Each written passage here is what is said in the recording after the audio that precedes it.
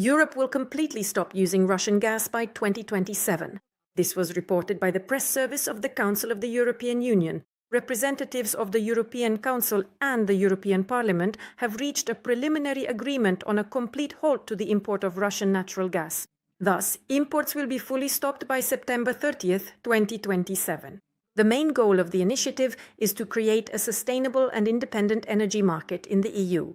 Denmark's Minister for Climate, Energy and Utilities, Lars Aagaard, noted,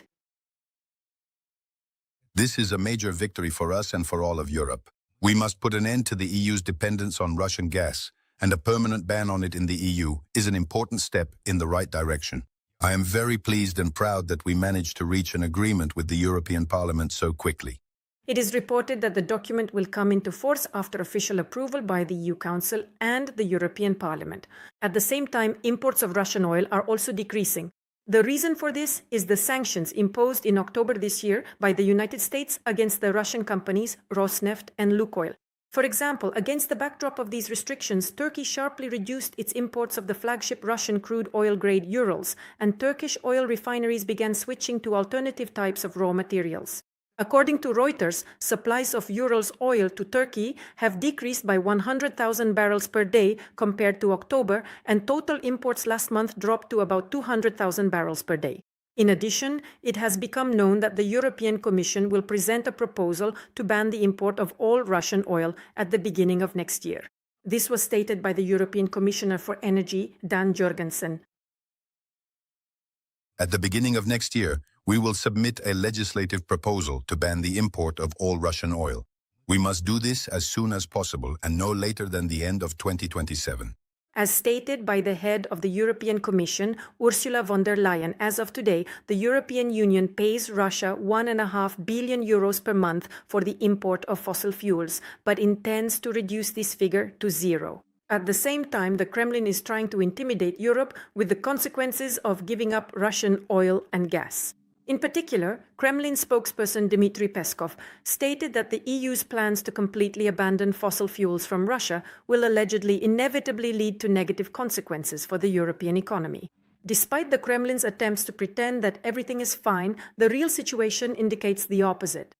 For example, the profits of an oil giant like Rosneft have plummeted sharply.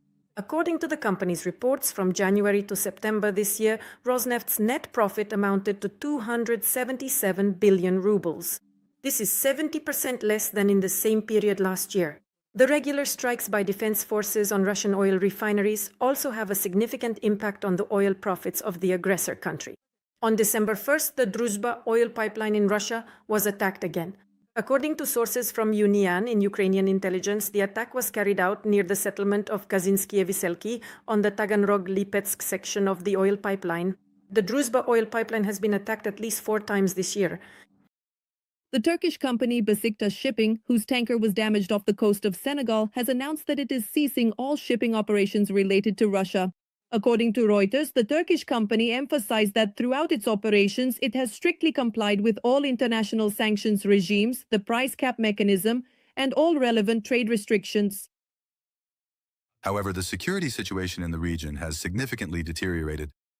After a thorough assessment, we have concluded that the risks associated with our vessels and crews have become unacceptable.